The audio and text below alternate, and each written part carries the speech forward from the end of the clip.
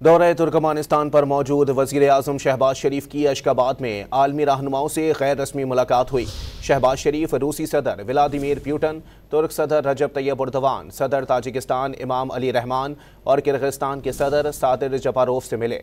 आलमी रहनुमाओं से गैर रस्मी मुलाकातों में बाहमी दिलचस्पी के उमूर समेत दीगर अहम उमूर पर तबादला ख्याल किया गया। रहनुमाओं ने बाहमी ताल्लुकात को मज़ीद मजबूत करने पर इत्तेफाक किया। वज़ीर-ए-आज़म शहबाज शरीफ ने बैनुल-अक़वामी कॉन्फ्रेंस बराए अमन व एतमाद के मौके पर तुर्क सदर रजब तैयब एर्दोगान से मुलाकात की। दोनों रहनुमाओं ने तुर्की और पाकिस्तान में तारीख़ी और गहरे बरादराना ताल्लुकात की अहमियत का अदा किया।